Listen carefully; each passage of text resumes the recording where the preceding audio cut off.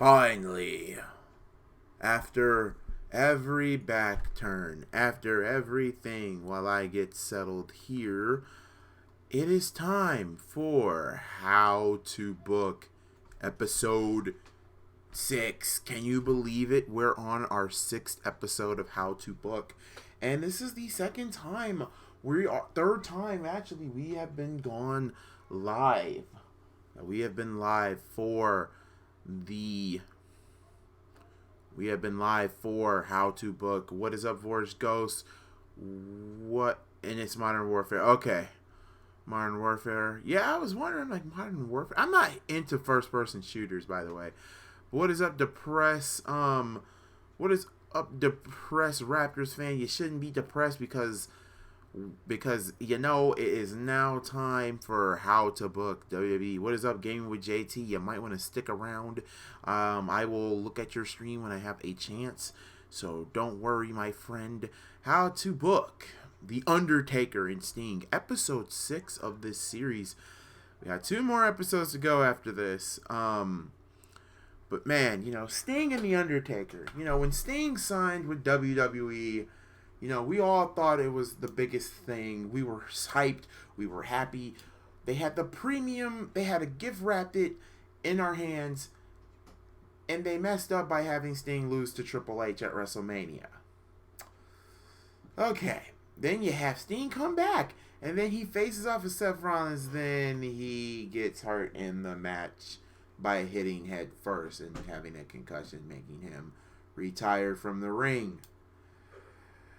Oh boy. So basically, Sting's time in WWE was very, very short. Didn't like it. I was happy that he debuted for the company around like Survivor Series. But after that, it was just a slow downhill. My God. What time will you be live for Double or Nothing? I will be live for Double or Nothing tomorrow the show starts at 7.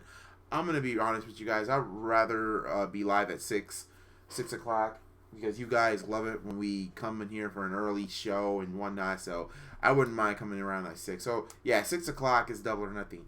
But yeah, it's Sting versus The Undertaker. Yeah, Sting, when he debuted in the Survivor Series, it was a great thing. But it was kind of ruined because somebody freaking leaked it on the internet. And the internet is not friendly, ladies and gentlemen. It is not freaking friendly. I hate it that the internet ruined it. I mean, he cost the Authority matches. And then The Undertaker, we didn't get to see The Undertaker. And I think it was at that same WrestleMania where Taker took on Bray Wyatt, if I'm not mistaken. So, yeah, we're going to have to, let's say if Sting was medically cleared to do one match, and he does face off against the Phenom, and I thought about this. I thought I was going to make this the season finale of season 1 of How to Book, but no, I've actually done better than that. You should do How to Book Omega versus Punk. That is a challenge, to be honest with you. Episode 7 is going to probably shock you, and episode 8 is probably going to, the season finale will definitely be one. But, so yeah, Undertaker versus Sting. How would I book it? Well, what was, Boris Goes, if you're still live here, what was the last WrestleMania? Because I'm so bad with numbers. Was it WrestleMania 35 or 36 that the last WrestleMania we had this year? I'm pretty sure it was WrestleMania 36 or 35. I'm pretty sure it's one of those manias. Because that's where we're going to start for How to Book. All the way from WrestleMania 35. Yep. WrestleMania 35 is where we're going to start. Now, first off, how to start this? Well, let's go back to WrestleMania 35. Now, instead of John Cena returning to interrupt Elias, have the Phenom interrupt Elias. And of course, you can do what they did on Monday Night Raw. Have The Undertaker chokeslam Elias. Have him last ride Elias. And even though having him tombstoned, basically. But The Undertaker grabs the microphone and said, for so many years that he's been a part of the WWE, he says so many souls have come and they have perished at the hands of the Phenom. So it is now time that I must say, creatures of the night, that next year's WrestleMania could be the last hurrah for the Undertaker. So many souls I've defeated, but now it's time. And now, with that being said, Undertaker is basically, his promo is basically saying that next year, it could be his final hurrah at WrestleMania, and he could basically have his last match at WrestleMania. But he wants to pick an opponent. He wants to choose who he believes that is worthy enough to face him at WrestleMania, and we end off with the Undertaker with the gong, and then you hear the announcer saying, "Oh, Taker could wrestle his final match at WrestleMania," and everything else with all that is said and done.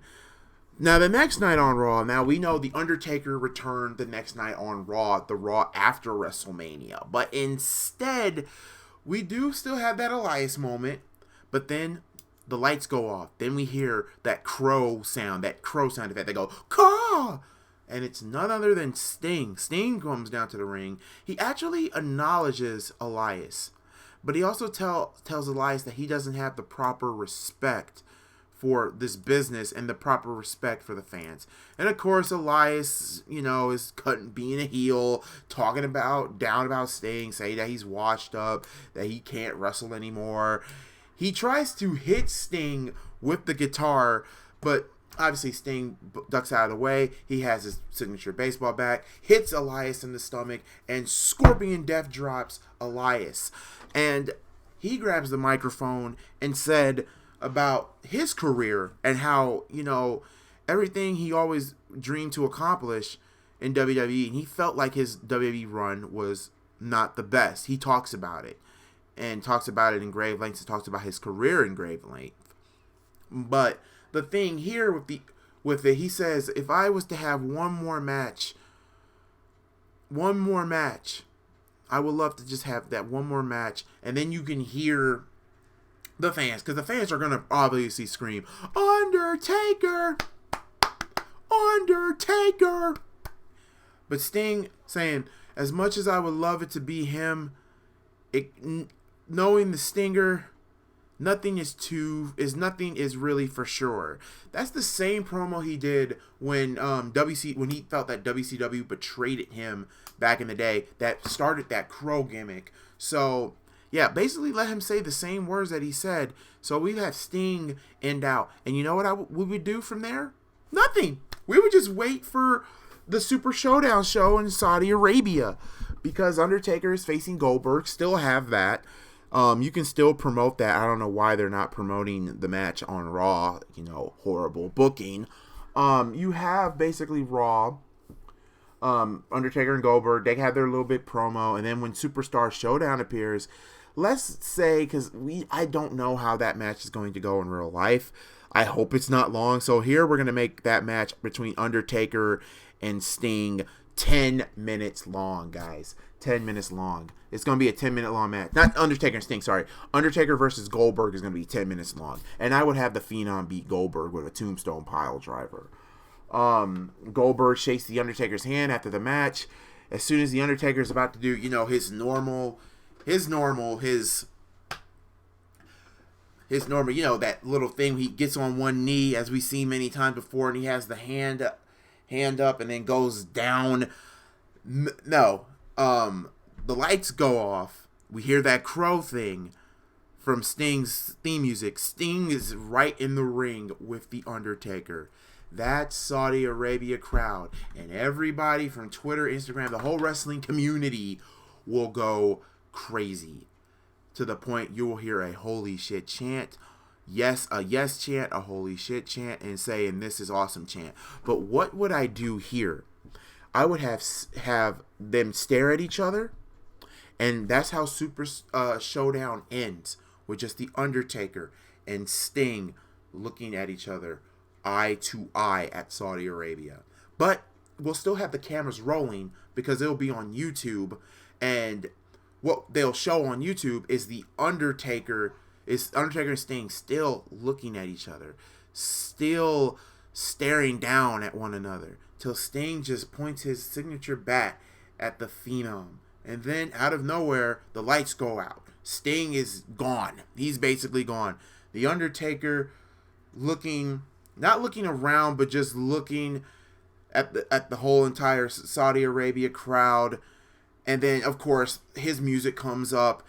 And instead of doing his signature pose, he walks out the ring. He still does his normal Undertaker shtick where he does the best thing. I always love this from Undertaker. When he just stares. Let me do it. When he does this. And that is how we would get it from YouTube.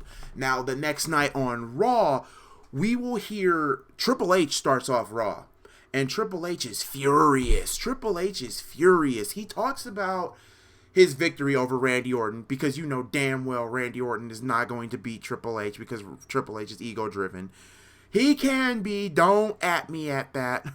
Still love you, Triple H. But anyway, Triple H, he talks about his victory with Randy Orton and everything else, but he also gets furious about the goal at the end of the Undertaker Goldberg match. And he gets furious around with Sting, saying, Sting, wasn't I the one that beat you at WrestleMania? Wasn't I the one who was responsible for ending your career?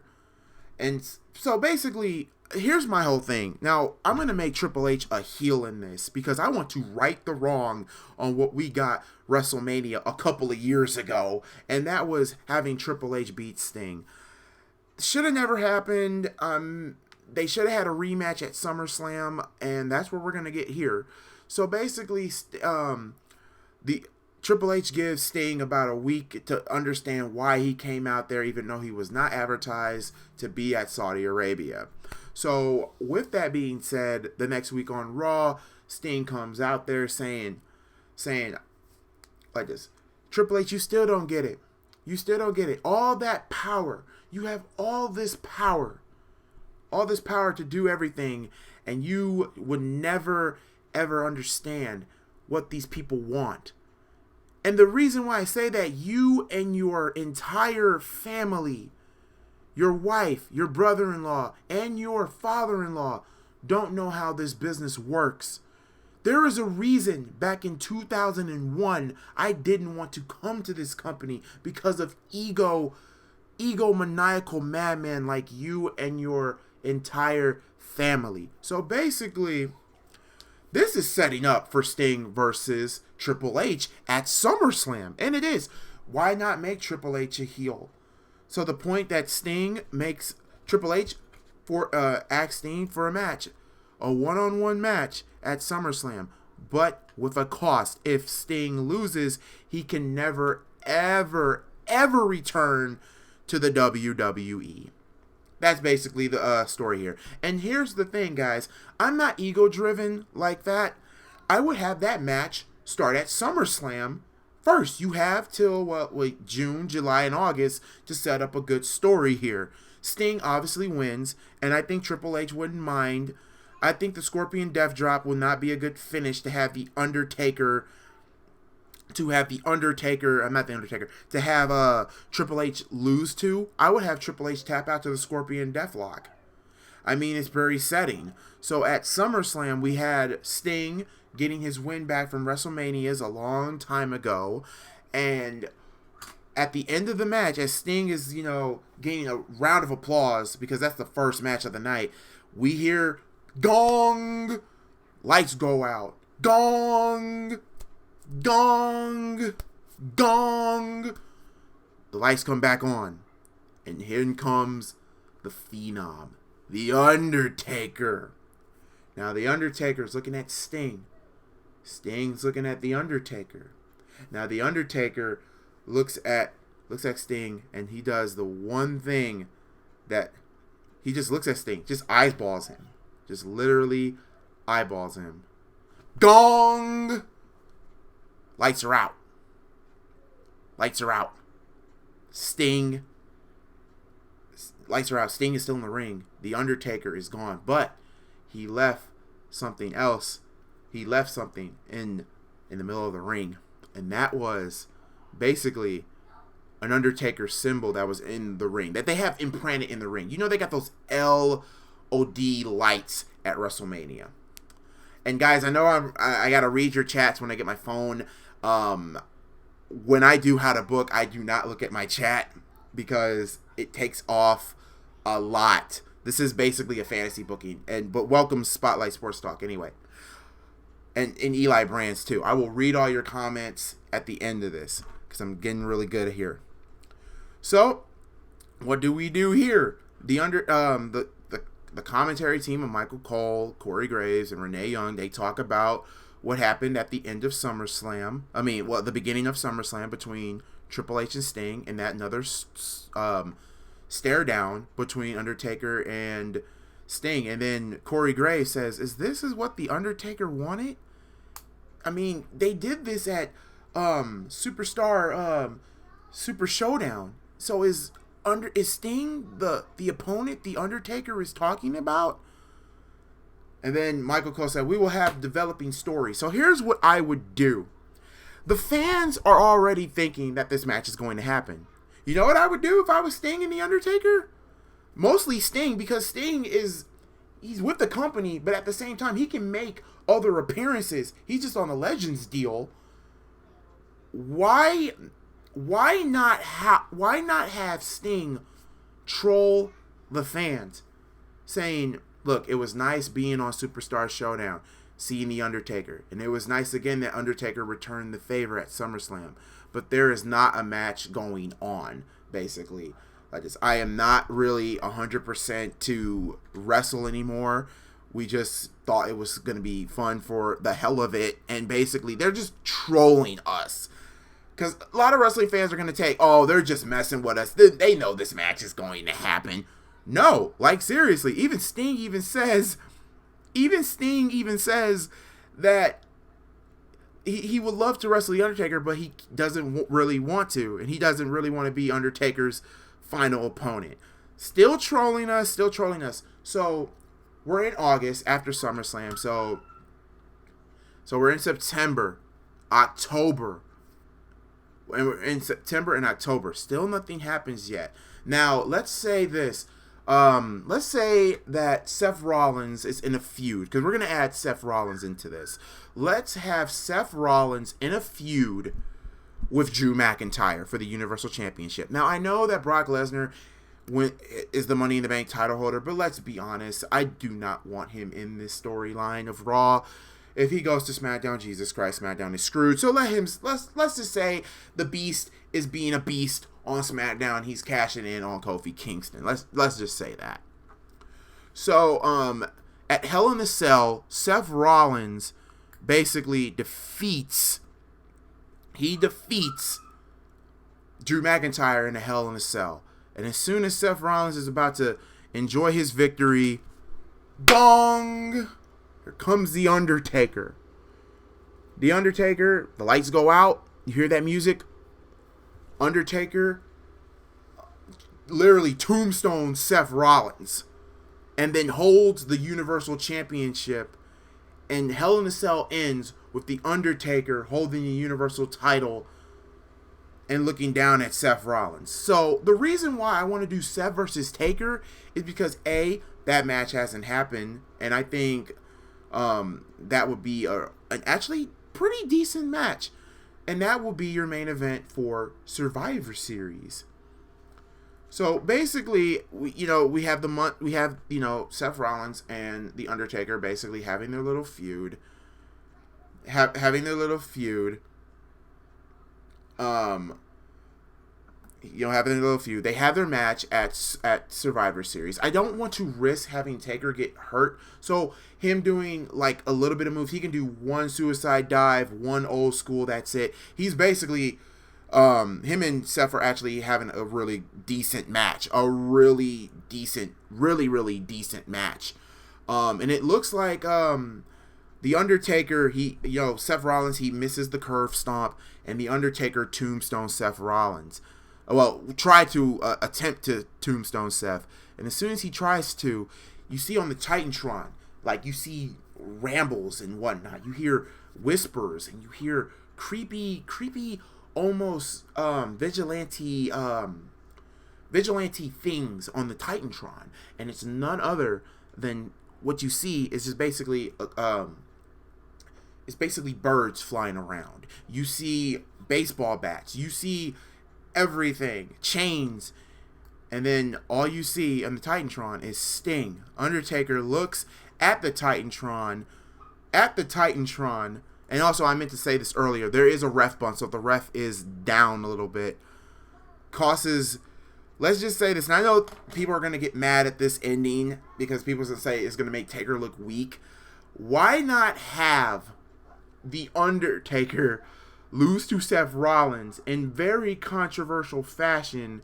Sting distracting the Phenom, Seth Rollins hits the Kingslayer on The Undertaker, and hits The Undertaker with not one, not two, but 3 curb stomps, but the third one is on the Universal title.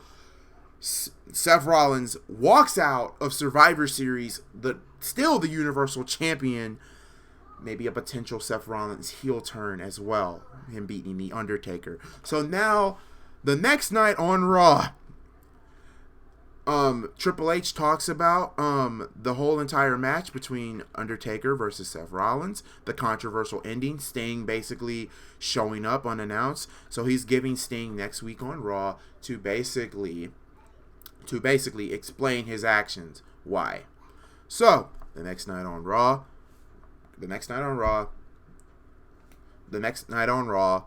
you have Sting basically explaining why he did what he did. And he said, I looked at the tapes at WrestleMania 35. I heard what The Undertaker said. I heard about him being his last hurrah at WrestleMania. I hear about it all. And every time when I go to sleep at night, I always think to myself, maybe wrestling the Phenom, the very best out of WWE, for over the past years, back in 1991, just watching this man who dominated, who was literally the WWE's conscience, and watching him over through the years where I wrestled in Japan, I wrestled in WCW, I wrestled all around the world winning titles. All I see on my television set is that man, The Undertaker. And there's not a day that goes by where every fan asks, would you face the Phenom? And I always tell people everything is not for sure, until I realized that everything is not for sure with me. It's now completed. So it would be an honor to face the legendary Phenom at WrestleMania.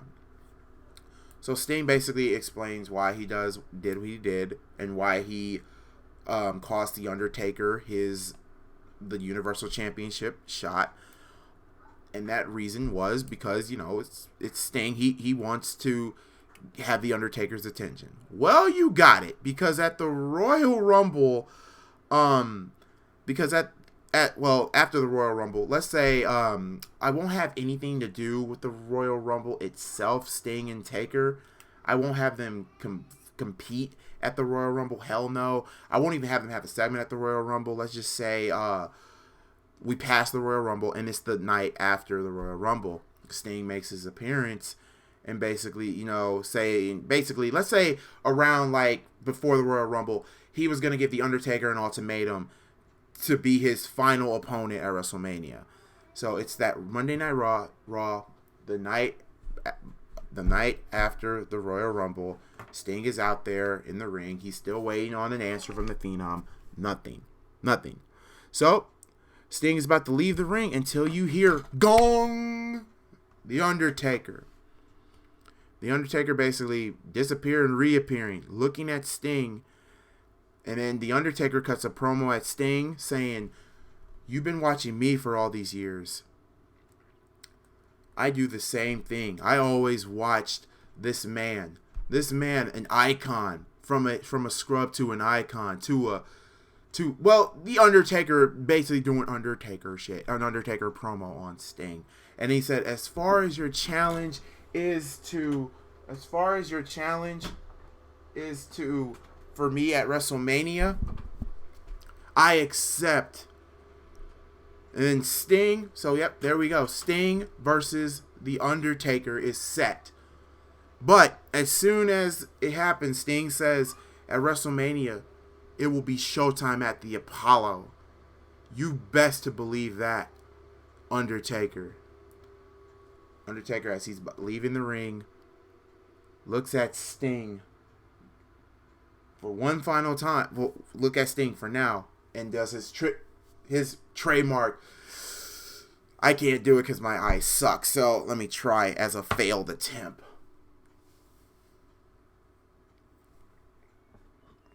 So, leading up to it, I have a lot of freaking things to start with here. This is where the booking gets hilarious. It gets serious. How I would do these segments after segments. Let's just start off with Man in the Mirror. This is an Undertaker mind game. Undertaker's playing a mind game with Sting.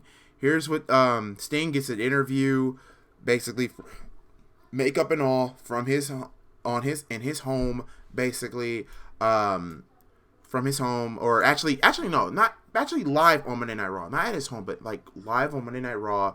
He gets an interview backstage with, let's say, Charlie or somebody like that, and out of nowhere, the Undertaker, is playing the mind game. Sting is opening the exit out of the arena, but when Sting enters the exit, it's kind of like a dark room until you see a light. Sting heads for the light, and he sees he's in this room, and it's filled of all his memorabilia of his career, from his surfer gimmick to his WCW gimmick, the Crow gimmick, his signature bats, when he was in the NWO Wolfpack.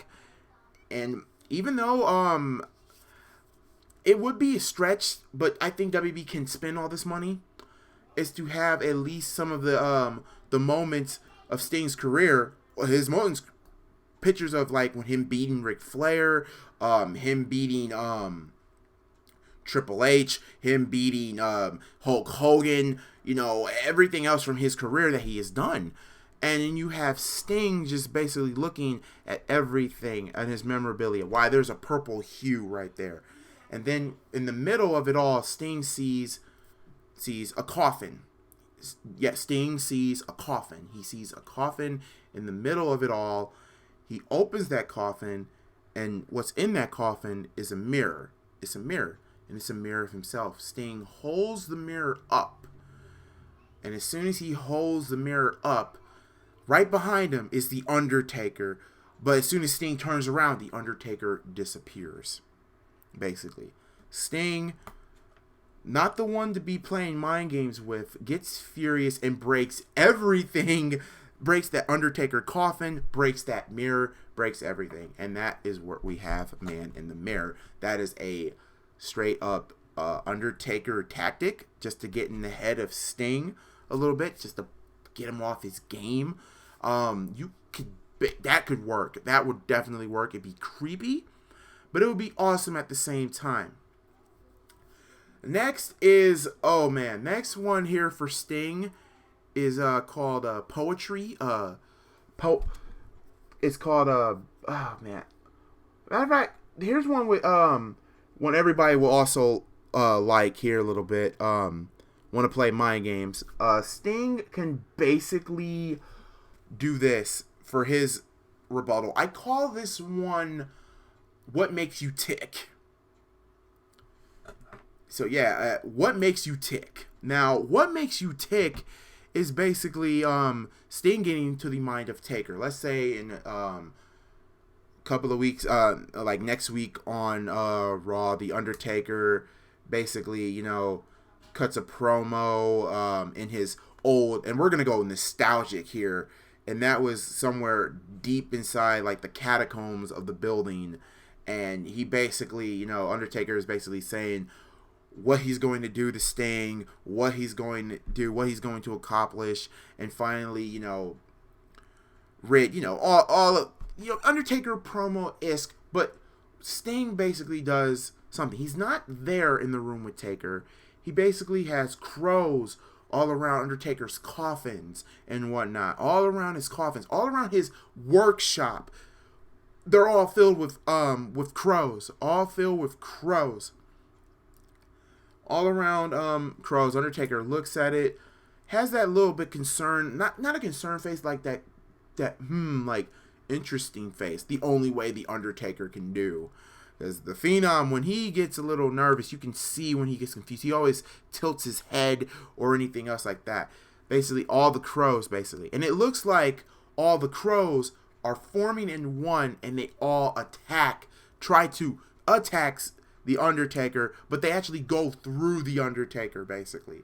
So, you know, like how, like, Batman always had, you know, bats, and they always circled around him and something like that? Why not have, like, Sting lead an army of crows, not to attack the Phenom, but just to throw the Phenom off his game? The Phenom doesn't inch at all. He does not move at all. Like, he's just there. He's just like standing there, just watching all these crows go by him and whatnot. And that's how I would end it, called What Makes You Tick. But there's still more to What Makes You Tick during the night. Somewhere deep down in Undertaker's dungeon, Matt, in his quality workshop, he sees, you know, what makes you tick. This is where this will be really, really deep. Sting is also a master of going to someone's psyche. I remember he did this with Abyss, and he called Abyss's real name out. We'll do this one with Sting, where he basically calls Undertaker, basically, Mark, his real name. Just Mark on one of his quality caskets. So, Undertaker getting furious with it, because now they're going real with it, using each other's real names, or well, using Taker's real name, Mark, and then also leaving something like a symbol of Showtime, and also a symbol of Stinger's signature scorpion. Basically, Sting is just making the Undertaker mad. That's why I would do, for that segment, called What Makes You Tick. So that would be that. So now, next one is another good one that you can do with comes to the Undertaker. You could basically have the Phenom basically mess with Sting's mind games in his own home. Like, everywhere he goes, like, every time when Sting is, like, in his own home, trying to, you know, get ready for his match or anything with the Undertaker, you hear constant gongs, like, shit in his house is going haywire, like, the microwave explodes, like, the oven's on fire, you know, basically creepy shit. Basically, like, very, very creepy shit. Like, Undertaker's just playing, like, voodoo at this point with Sting in his own home. To the point even Sting gets enough with that. So we're going to ease up a little bit of the weird, mysterious icon things. And we're going to do something called Legend Debate. Now, right around, I think we're in the month of, let's say January leading up to February.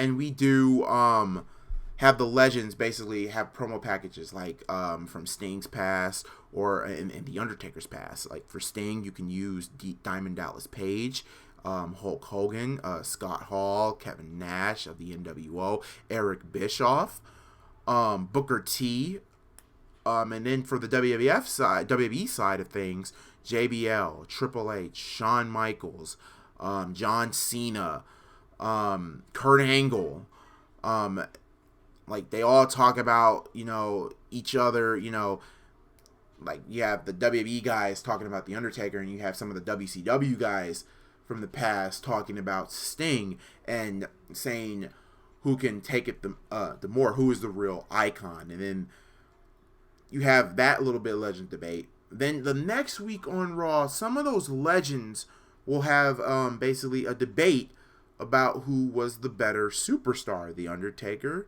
or Sting, and who will win at WrestleMania. Representing Sting, Eric Bischoff, Diamond Dallas Page, Hulk Hogan, and you know what I would do here? If he's up to it, Ric Flair. Yes, Ric Flair representing the side of Sting. Now, as for The Undertaker, he's represented by Shawn Michaels. That Shawn Michaels. Um, let's say, yeah, Shawn Michaels, Kane. No, not Kane. We won't use Kane here, at least not yet.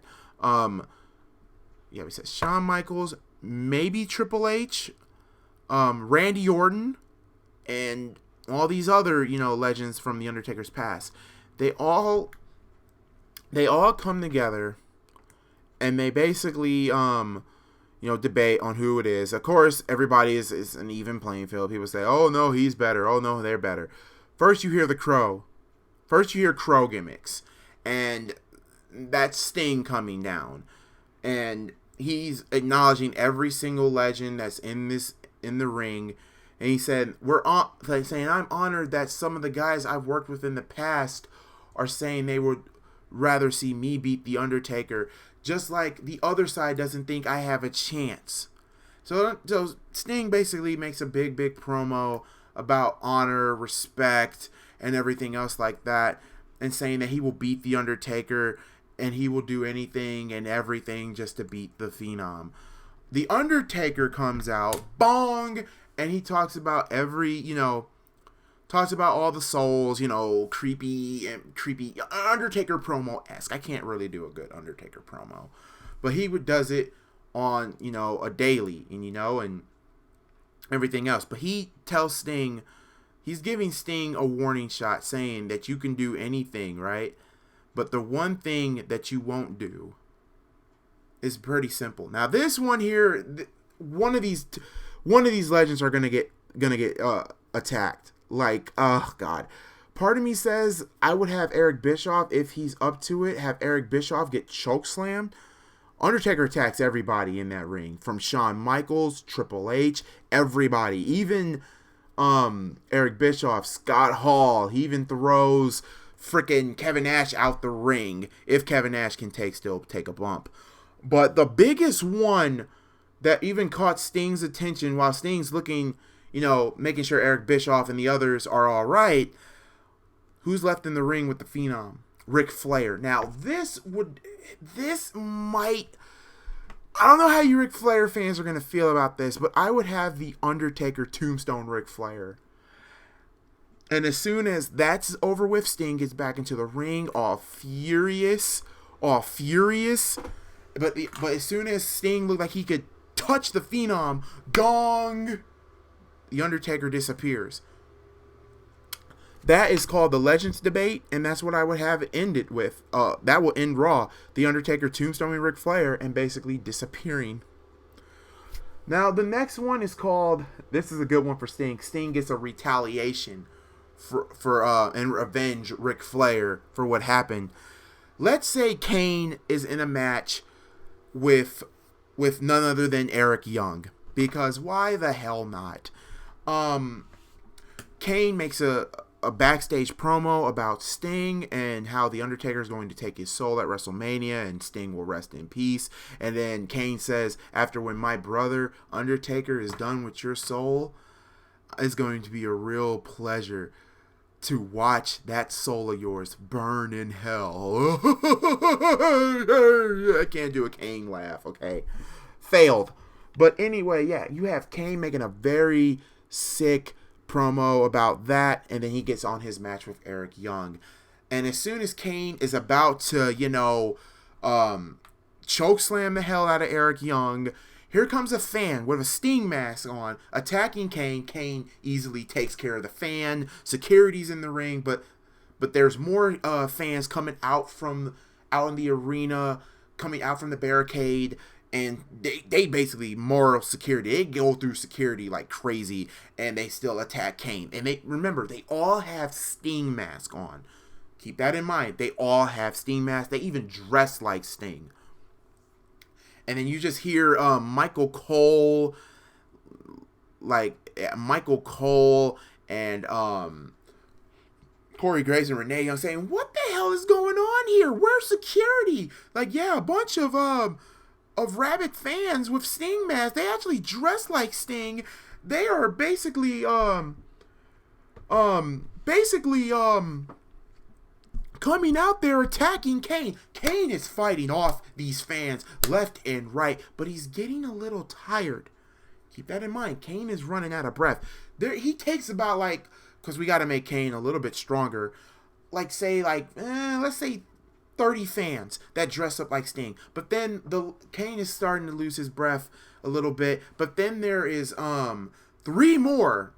There's 3 more people coming out. And they don't come from the crowd. They actually come from the entrance ramp. And then you hear Corey Graves, because Corey Graves can be funny at this and say, "What the hell is security doing out there? How the hell are these fans, rabid fans, are coming out from the entranceway?" Kane is almost out of breath here. So the 2 of those guys that dress up like Sting are in the ring. Kane easily chokeslams one of them, but he falls down. Then he big boots the other one. And he's really tired now. Kane can't do no more. The final one comes into the ring. Kane basically, with all of his might, uppercuts, tries to uppercut the other, actually punched one right in the jaw. But no, that last Sting fan does not go down. But that last Sting man doesn't go down. Kane basically on his knees, he's tired as hell. And then after when he hits that final Sting person, you hear whoa! You hear Michael Cole going, oh my God, I believe we have found the real, I think Kane, there is the real Sting. Sting grabs his baseball bat, hits Kane in the gut, in the stomach, and even on the head with the baseball bat, and literally Scorpion Death drops Kane. And to the point, Sting grabs a microphone. He goes off about saying this. "You know what? I knew what I got myself into.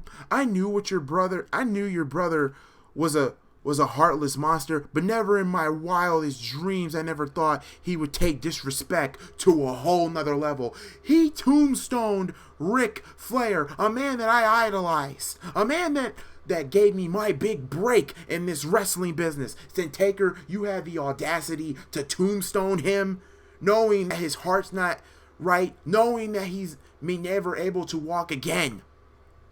And because of that, I can be very sick and psychotic too, with your own flesh and blood here, Kane." Out of nowhere, Sting basically takes the mask off of Kane and just grabs it and holds it like this, and with the microphone in his hand saying, in the microphone saying straight up like this, "At WrestleMania, it's going to be your last match, all right. And I'll make sure personally it will be your last match. You have no honor. You are a phenom, yes, but you're also a coward for what you did to Ric Flair. A coward, nothing but a coward." And then he said that it's going to be showtime at the Apollo. And trust me on this, phenom, you will be the one resting in peace. And I'm the Stinger, and I'm not done yet. It's showtime, Taker. Showtime. Woo! Sting basically grabs the mask of Kane and basically keeps it with him. But to make adding insult to injury, Sting puts a Stinger's mask. Sting puts a Stinger's mask on the Undertaker, on Kane's face. This is what I call this segment eye for an eye. So the next time we see it, we're in the month of March, getting close to Mania. For the next couple of weeks, they show promos of how this match came about. They do a wonderful job promoting this match. They even call up legends like Stone Cold Steve Austin, Shawn Michaels, DDP, etc., to hype up this entire feud. So with that being said, now we're to the point of a contract signing. 2 weeks before WrestleMania, a contract signing. Um, you have the Undertaker and Sting. They sign a contract, and basically, both of their lawyers, well, actually, Sting's lawyer and whatever, basically wants a no holds barred match with the Undertaker. Undertaker gladly signs it, and Sting gladly signs it. Until we get interrupted by, and I don't know how you guys are gonna feel about this, but this kind of makes sense in a way. They get interrupted by none other than Mick Foley. Now, hear me out. Why would Mick Foley come out? Well, let's see.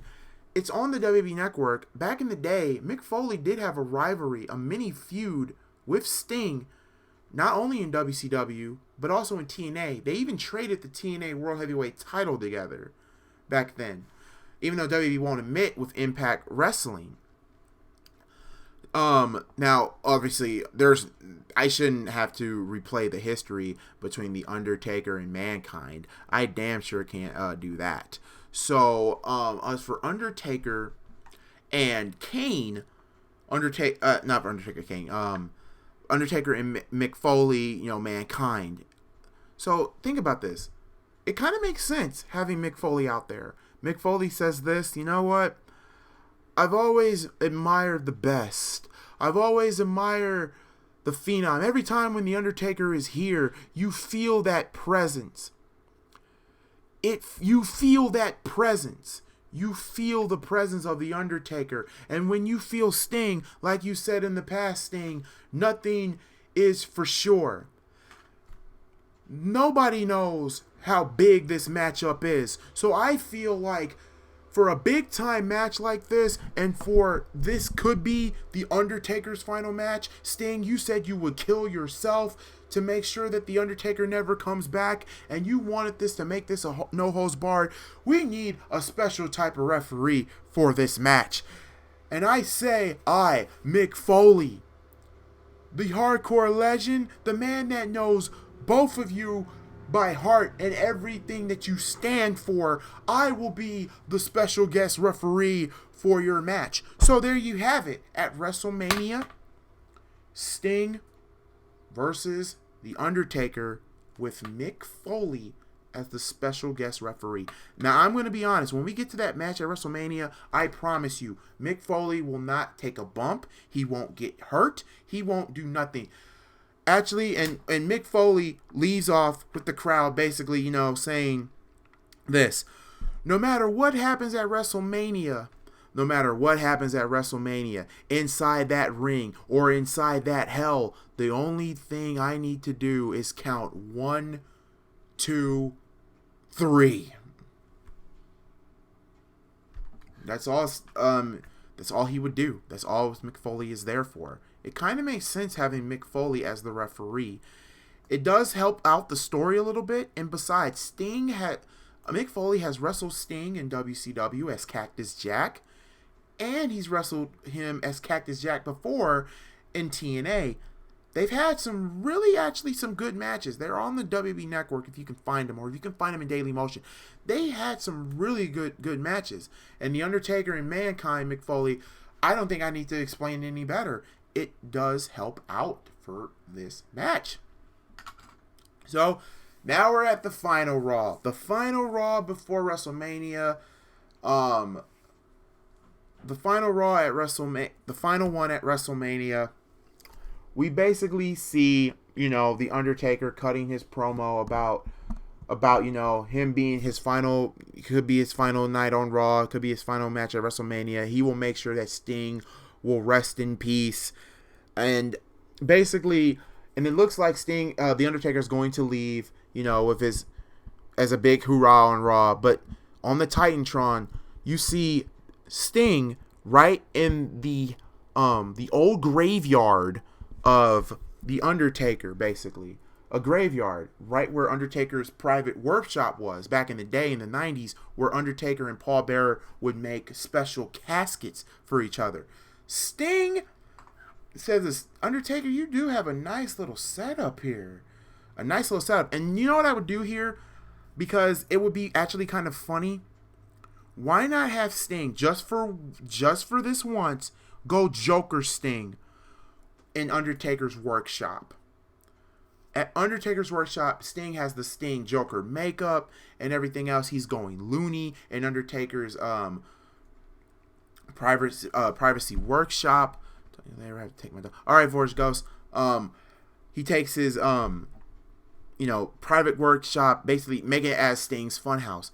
But he says this, you said I'm going to burn in hell at WrestleMania, but nah. So basically, Sting has gasoline and he pours it all around Undertaker's workshop and puts the thing on fire. And that's how Raw will end, basically, with Michael Cole saying, like, the Sting has crossed over the line. It's now legend versus legend at WrestleMania. No holds barred. My God, what is going to happen? So now it's WrestleMania. We get the match. The match! And you know what? I'm going to be honest. I would actually have this match in the show. It's Undertaker versus Sting, no holds barred. Now, for all you guys that are still listening to this, Paul Bearer said in a long interview with him and Jim Cornette, everybody wants to see that original Dead Man. Obviously, with the purple gloves, the purple everything.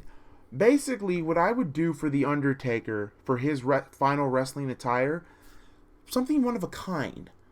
One of a kind, and I'll explain it later. First, we'll get the entrance of, obviously, Mick Foley, because he's a special guest referee. Then you have Sting with his entrance. Now, I would not use the crappy WWE version of Sting's theme. I would use the theme that, that he used in WCW. But before we have that, as for commentary team, this is just an added bonus. We will not use Corey Graves, Byron Saxton, or Renee Young to represent this main event match. We will use Michael Cole and Jerry the King Lawler to call that match, but also they get a little bit of another legendary commentator. Now, I don't know if WWE would pay them all this type of money. I would give a legend contract to Tony Schiavone, the voice of WCW. Tony Schiavone, with Michael Cole and Jerry the King Lawler. Also, I would have the Professor, Iron Mike Tenay, if he could do it, because it would kind of be cool to see Mike Tenay and Tony Schiavone back again as a commentary team, but also teaming up with Jerry the King Lawler and Michael Cole. And I know a lot of people don't like 4 commentators, but it kind of makes sense. I mean, you have Undertaker getting represented by Michael Cole and Jerry the King Lawler, while Sting has Tony Schiavone and Iron Mike Tenay. So yeah, I mean, it would work. They won't be biased. Well, maybe Jerry the King Lawler, because he plays the heel part perfectly. Him being the only heel. Tony Schiavone, Michael Cole, and Mike Tenay, they basically call it right down the middle as they see it, while Jerry the King Lawler being the heel. But anyway, back to the interest of Sting. He uses his old WCW theme, but I would add a little something on his theme. First, remember that one promo, that one thing when it starts with a little kid basically saying, a man's heart is full of deceit, and when it dies, it burns up, etc., etc. So you have that going. So with that being said, you have another little boy basically saying a different poem about Sting and about his match with The Undertaker, how he feels about The Undertaker in a poem or something like that. You can look it up on YouTube. It's definitely on there. It's actually pretty creepy, but it's absolutely cool at the same time. But I would also have an opera, like a choir basically singing Sting's theme, because Sting's theme always went this. You still have that, but you have people banging the drums on that part, and then you have like the choir basically singing the part going, that can be Sting's entrance, and it can have lightning bolts and everything else, and also birds flying around. Well, Sting carrying his not only his baseball bat, but also a vulture type crow on his shoulder, basically. And then Sting actually has the vulture on his hand, and he basically flies. He basically flies away until, where the vulture could be, secure. So with that being said, you have Sting's entrance. Undertaker's entrance, I'm gonna go really retrospect. Now he's still gonna have his Undertaker gong, that, but I would have the Druids come out first, like a army of druids come out, and they do that druid chant, that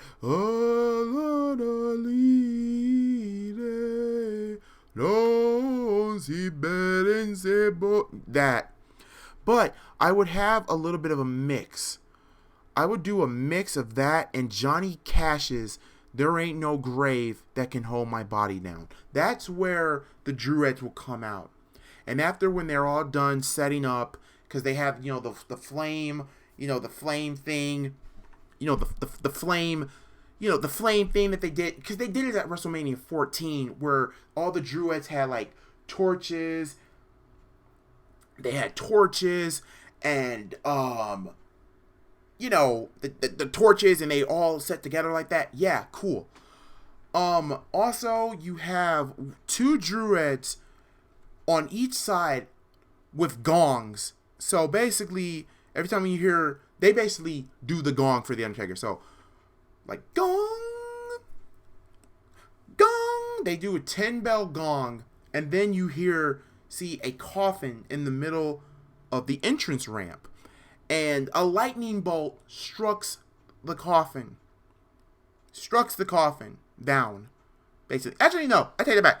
What I would do here, remember that one WrestleMania, where he took on CM Punk, and you saw, like, the hands and whatnot pushing him up, or looked like they were grabbing him? This is what I would do. Still have those same hands effects on there, but they're pushing a coffin all the way up sideways, like that. Then you have the lightning bolt struck the coffin, and then you still have the gongs, and then the Undertaker's theme plays, going, boom, boom, boom, down,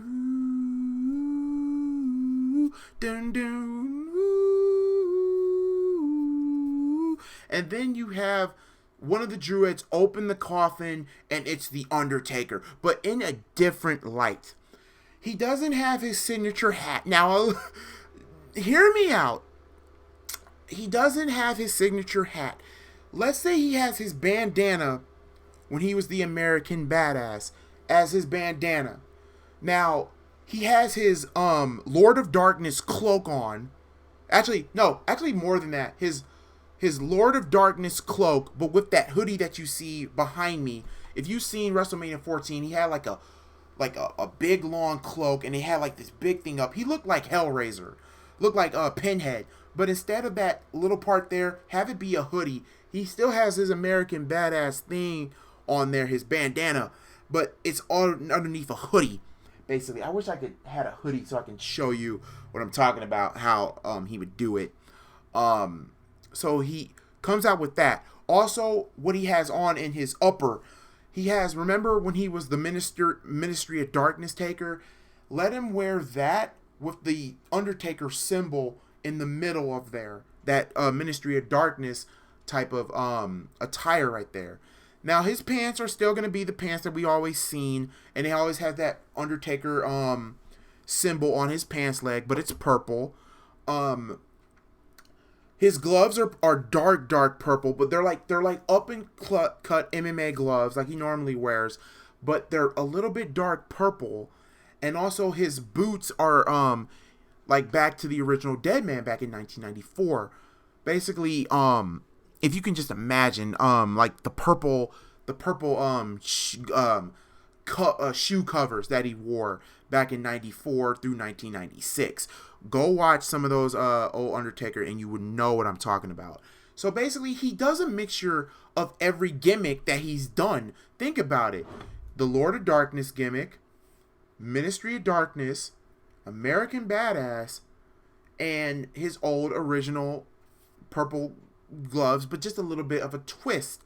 He comes down to the ring, walking to the ring.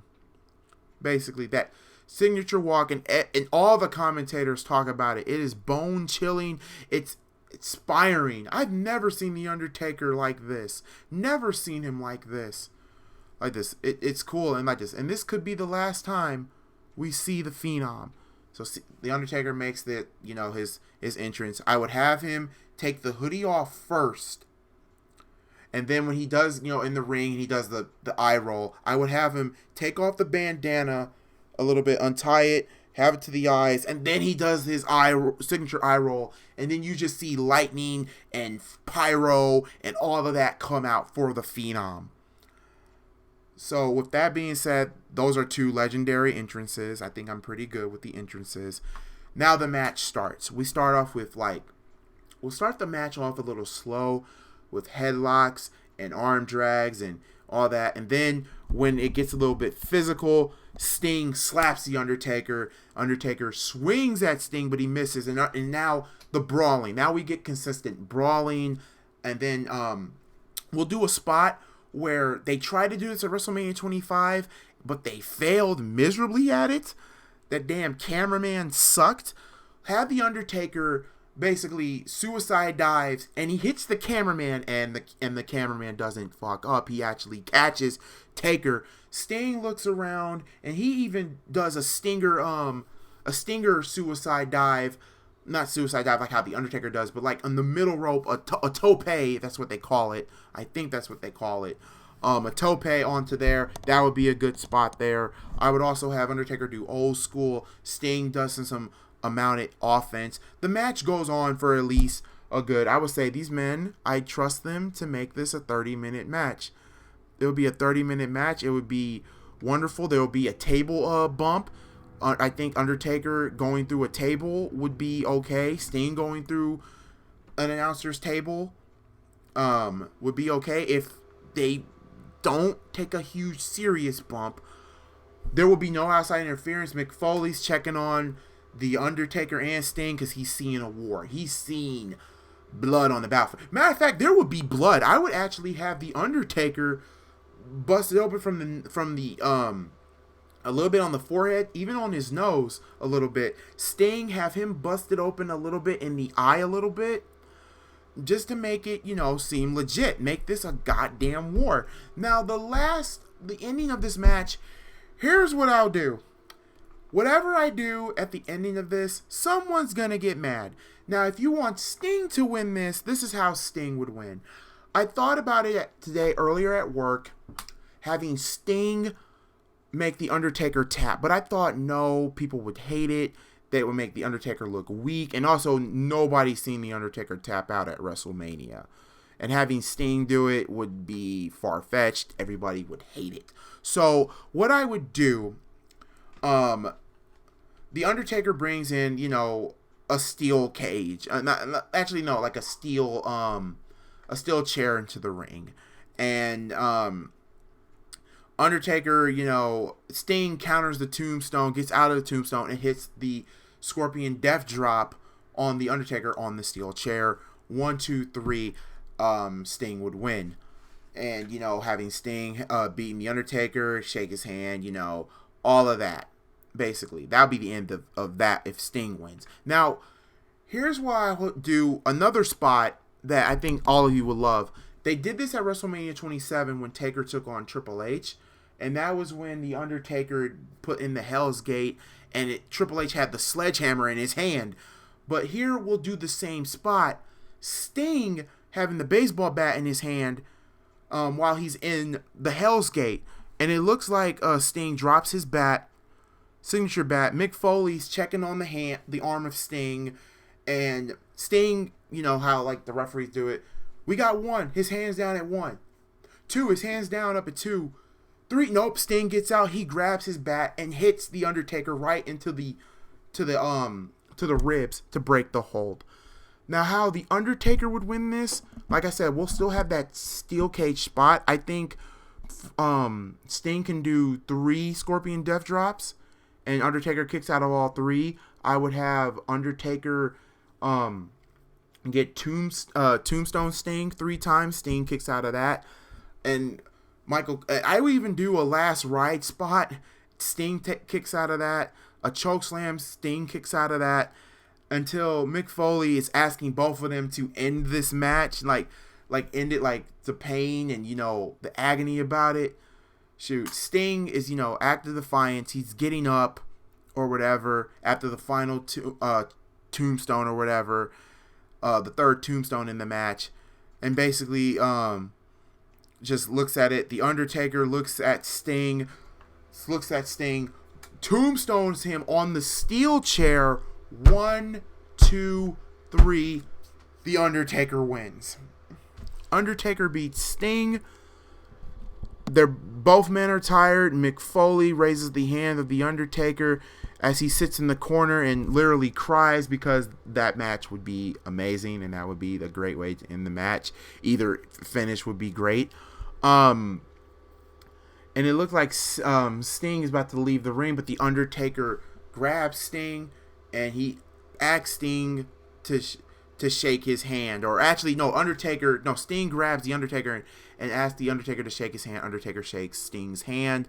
Sting gives the Undertaker a standing, clap and ovation, and wants the fans to hype up for the Undertaker. They hug, they shake hands. Sting leaves.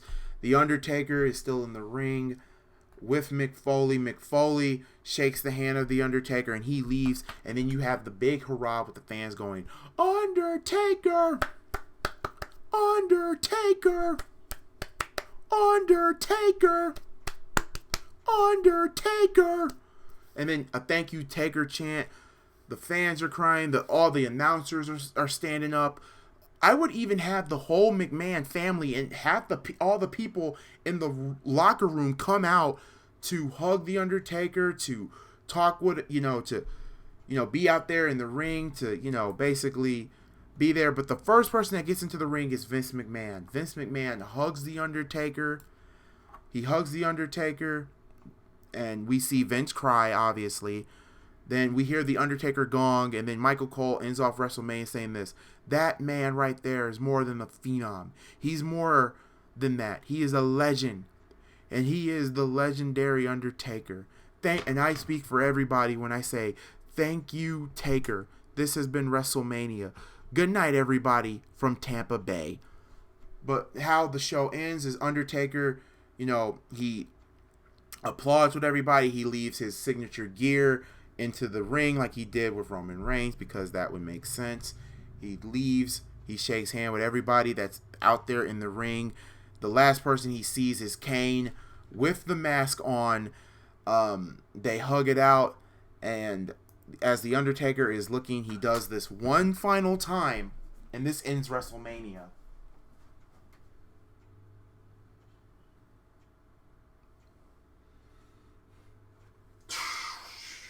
Lightning strikes. That's how WrestleMania ends. Now, the next night on Raw, I would have The Undertaker make one more farewell speech. Sting interrupts him, and Sting makes a farewell speech to The Undertaker and everything else like that. And that's how I would end it, with The Undertaker. Everybody misses him. They say, thank you, Taker. Everything else is fine and dandy. And the next year's at WrestleMania for the Hall of Fame ceremony, The Undertaker is the first inductee into the 2020 WWE, the 2021 WWE Hall of Fame. Sting inducts The Undertaker. And that is how I would book Sting versus Undertaker. I know all of you, mostly Vor's Ghost and Eli Bands, were talking about here on the chat. You guys let me know how if you like this booking of Sting versus Taker. And I will be right back and get my phone, because you guys were chatting when I was trying to book it. So give me a second, guys.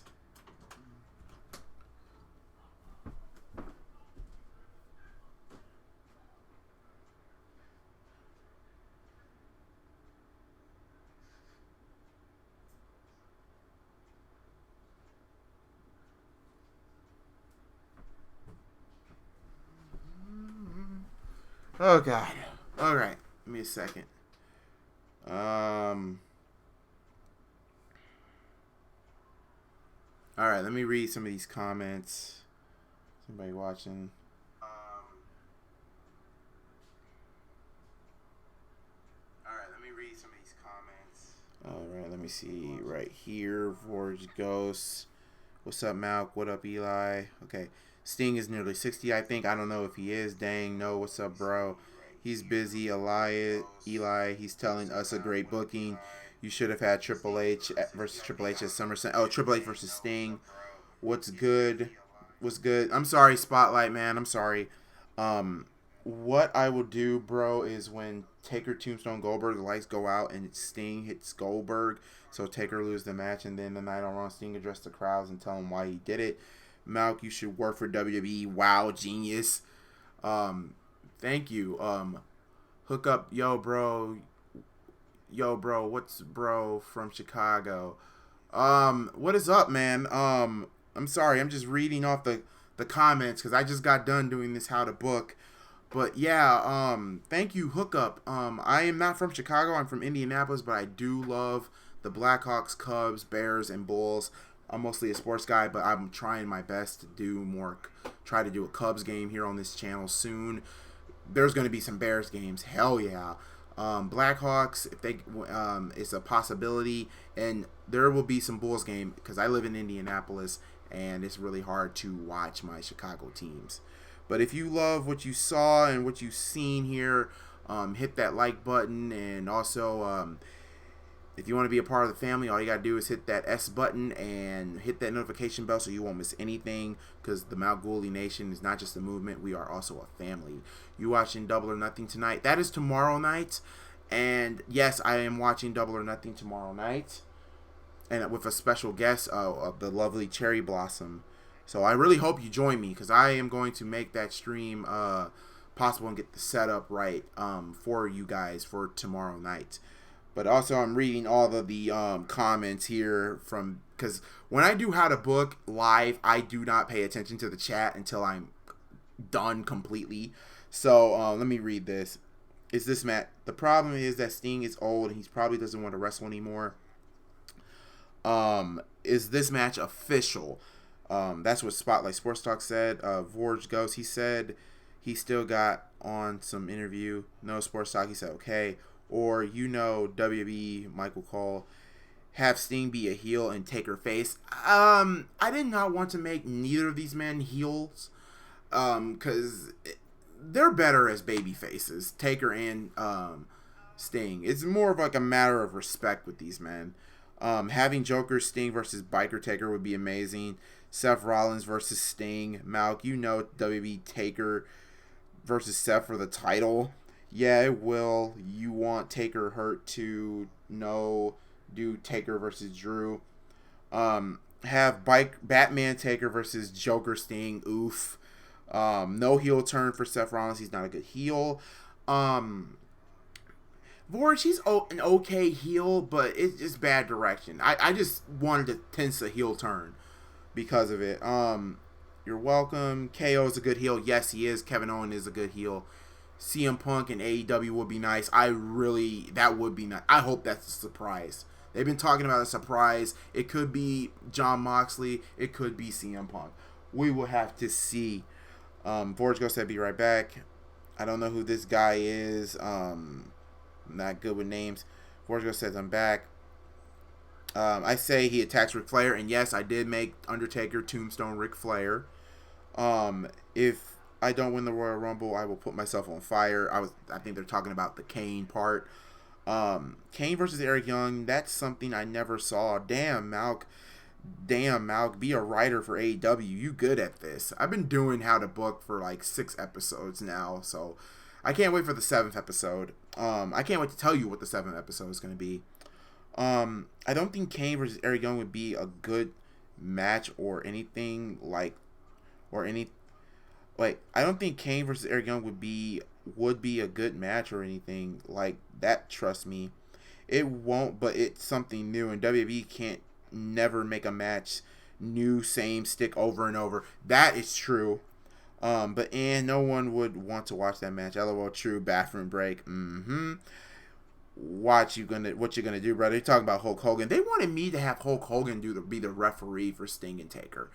No, Mick Foley is better to do the referee. He's actually had more with it. That's just my opinion. Mel got a better promo and charisma than 90% of the roster. Thank you, Eli Bands. Vorgo said I can cut the best promo ever. Facts, bang, bang, true, and it helps the story. Yeah, having Mick Foley as the referee, special guest referee, does help the story. Talk to you later. LOL. Sing it. That's when I started singing. And I am caught up. So with that being said, thank you for watching How to Book episode 6, The Undertaker versus Sting. Now for episode 7. Oh boy, episode 7. What should I do for episode 7? I've been thinking about it. We did a lady before. How about we do that how to book for episode 7 Mustafa Ali versus Randy Orton? Or, yeah, that's what will be for episode 7. Basically, no, how about this? How to book Mustafa Ali, episode 7. That would work. And I think that would be great for episode 7. So keep that down the road. That would be for episode 7. Tomorrow is Double or Nothing. I can't wait for it. My expectations, everybody's expectations are very high for this pay-per-view, and so is mine, and I can't wait to see it. I hope to see each and every one of you with me on Double or Nothing while I have the lovely and beautiful Cherry Blossom on my side to watch Double or Nothing with me. So with that being said, I'm going to get out of here. I thank you so much for watching How to Book.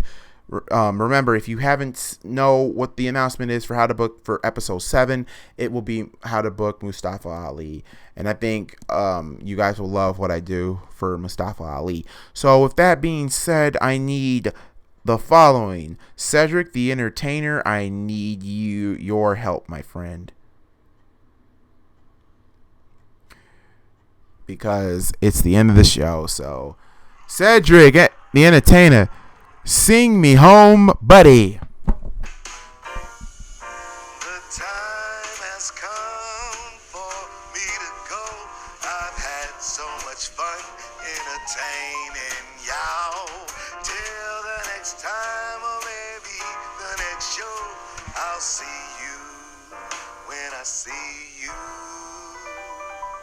I will see you guys tomorrow for Double or Nothing. Peace out. Love each and every one of you.